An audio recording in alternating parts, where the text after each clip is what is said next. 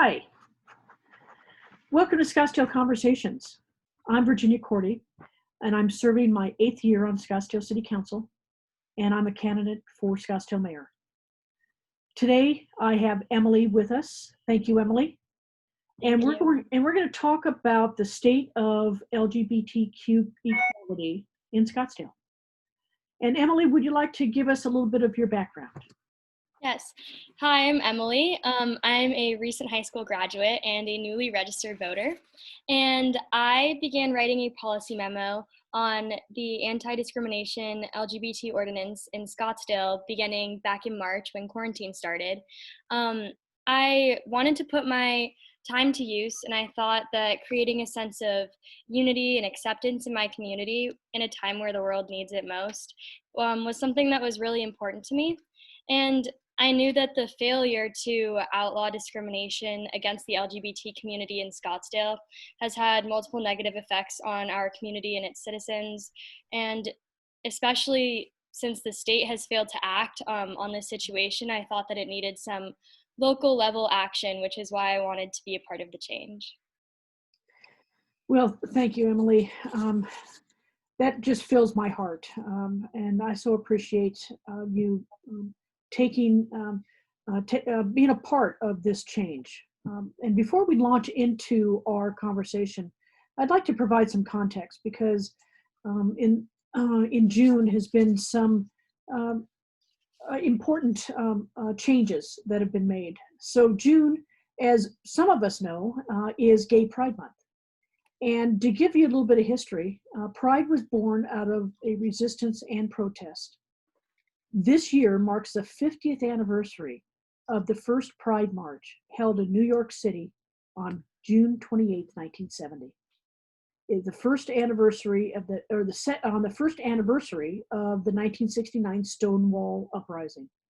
The Stonewall Uprising was led in part by transgender women of color in protest of a state-sanctioned violence by New York police toward LGBTQ people. This uprising sparked and was really the beginning of the modern LGBTQ movement. So good for them, and it's taken us 50 years to get where we are. But importantly, too, is that the US Supreme Court just this month announced in a 6-3 decision that the LGBTQ rights are included in Title VII of the 1964 Civil Rights Act. That provides equality for LGBTQ in the workplace. But let's remember that LGBTQ can still be discriminated against by being denied healthcare, housing, and public accommodations. So we still have some work to do. And Emily, I just have a feeling you're going to be a part of that process. Thank you. So let's start with a question. So Emily, do you believe the LGBT community experiences discrimination in Scottsdale? Oh, 100%. I know that the LGBT community does experience lots of discrimination because in 2019, the city of Scottsdale earned a fairly low score of 65 out of 100 on the Human Relations Commission's Municipal Equality Scorecard Index, while many surrounding cities received perfect scores such as Phoenix, Tempe, Tucson, which is quite unacceptable for our city and somewhat embarrassing.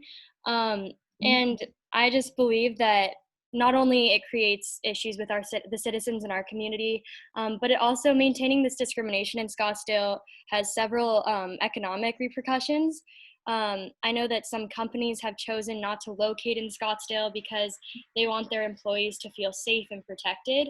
And another fact that I found very interesting was that 1/3 of our graduates in the young adult community in Arizona are looking to leave the state in hopes to find a more inclusive community, which could potentially mean that the city of Scottsdale could be losing top talent in the future. So that's an issue. And it also creates negative effects on our tourists coming to visit the city because people are looking to visit a safe and welcoming place in the city of Scottsdale, not passing this anti-discrimination ordinance in our city is just losing tourists, and we just want everyone to feel safe and protected.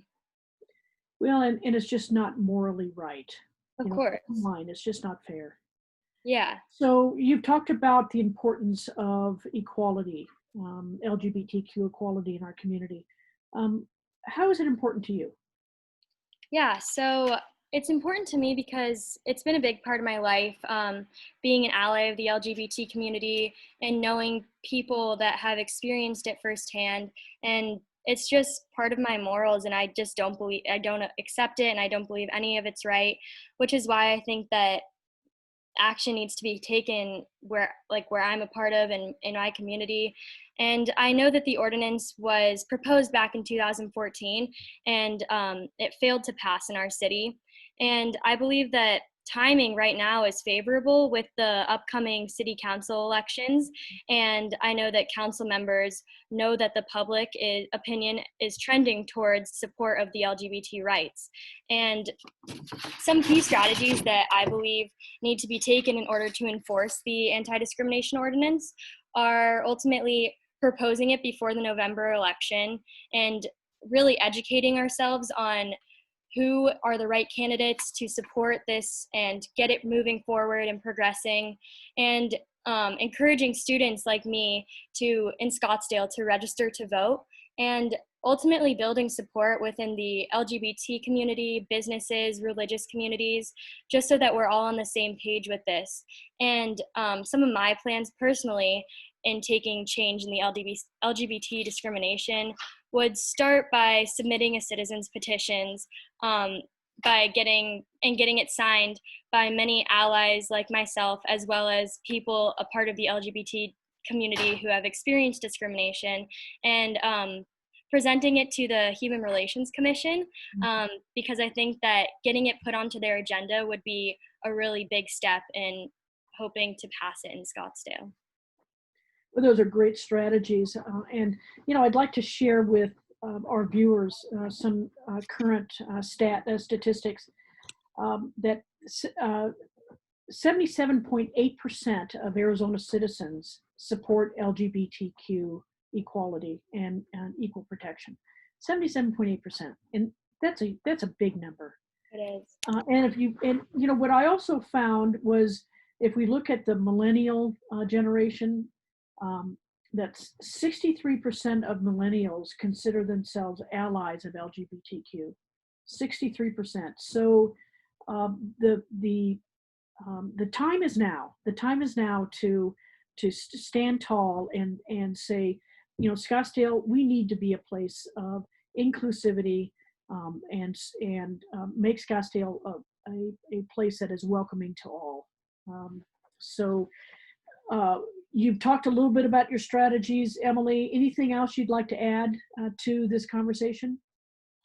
Yeah, I just would like to close it up by saying that, like I said at the beginning, that right now is the time we need it most in the world. And I think that by passing this in Scottsdale would just bring our community closer together. And it's just my morals, and I believe that it's super important. And it starts by getting the right people elected, like Virginia, and getting it put onto the agenda and passing it in our city so that everyone feels safe and protected.